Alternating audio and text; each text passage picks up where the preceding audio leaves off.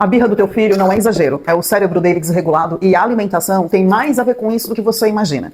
Primeiro é importante entender que isso não significa que o problema é só o que ele come. Mas ignorar a alimentação pode piorar sim as explosões emocionais dele.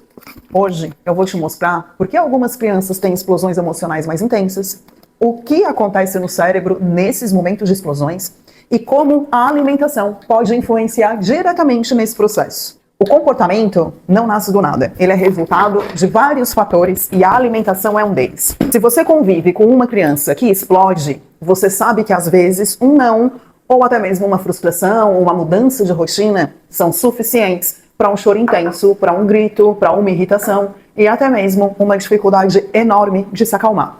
E você tenta ajudar o seu filho da maneira que consegue, né? Você conversa, explica, acolhe e parece que nada disso funciona. E aí, depois disso, vem o cansaço e a culpa. Por que será que o filho age desse jeito? Será que você está fazendo algo de errado? Será que isso é normal? Se a explosão emocional é resultado da desregulação do cérebro e um dos principais combustíveis para o cérebro funcionar é a alimentação, logo, a explosão emocional do filho é influenciada diretamente pelo que ele consome no dia a dia. Tô certa ou tô errada? Muitos pais não sabem que nem toda explosão é só emocional. O cérebro da criança ainda está em desenvolvimento, ele não tem maturidade para regular as emoções sozinho. Por isso, ele depende do equilíbrio interno. E esse equilíbrio vem de duas coisas principais: ambiente emocional e funcionamento biológico. Quando a alimentação não favorece esse equilíbrio, o cérebro fica mais reativo, como se o filtro emocional ficasse mais fraco. E aí, qualquer frustração vira uma explosão maior do que deveria. Quando a criança consome muito açúcar, por exemplo, ela tem um pico muito alto de energia, porque a glicose é um desses principais combustíveis para o cérebro funcionar. Portanto, se ela consome muito açúcar, o nível de glicose do corpo sobe muito rápido. E na mesma medida que ele sobe rápido, ele desce muito rápido também. E quando existe essa queda muito brusca da glicose, isso traz junto uma irritação, um choro fácil, muita impulsividade. E isso não é falta de limite estabelecido, é a instabilidade interna do sistema nervoso da criança. Portanto, você não precisa se culpar por isso, não tem a ver com você. É porque o cérebro infantil sente o impacto do açúcar de maneira mais intensa do que o adulto. Você pode, por exemplo, substituir o açúcar branco pelo açúcar demerara. Se você acha que o sabor do açúcar mascavo é muito intenso, você pode fazer esse ajuste, que dessa maneira já é possível também ter bons resultados e com o tempo você migra para um açúcar mascavo, por exemplo, principalmente nas receitas que você fizer para os lanches da escola. Esses pequenos ajustes para manter o nível de glicose estabelecido e estável ao longo do dia vão permitir que a criança tenha mais foco, mais atenção e muito mais disposição. Alimentos com corantes, conservantes e aditivos, por exemplo, também afetam o sistema nervoso.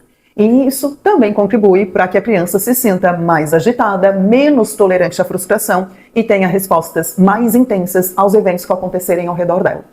Existe uma comunicação direta entre intestino e cérebro. É importante prestar atenção nisso, porque quando o intestino também não está equilibrado, isso causa mais irritabilidade, mais ansiedade e dificuldade de autorregulação emocional.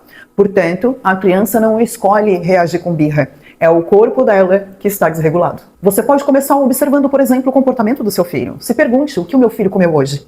Pode parecer simples, mas esse hábito vai mudar completamente o seu olhar a respeito do comportamento do seu filho.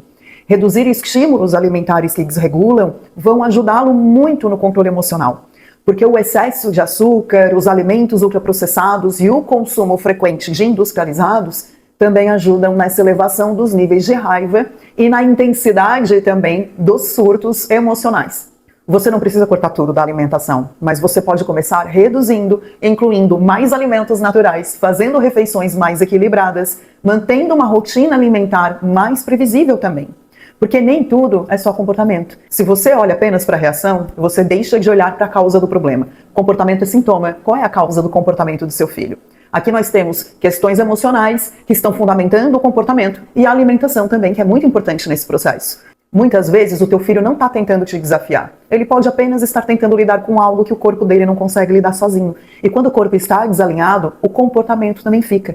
Você não precisa ser uma mãe perfeita. Você só precisa começar a olhar além do comportamento. Porque às vezes a mudança que você procura não começa na conversa, começa no prato. E se esse vídeo fez sentido para você, comenta aqui para mim o que você vai começar a ajustar na sua alimentação e na alimentação do seu filho a partir de agora. E se você quer entender mais sobre como a alimentação, as emoções e o comportamento se conectam, se inscreva aqui no canal da Shambhala Naturais, porque aqui você vai começar a entender o que está por trás das reações emocionais do seu filho.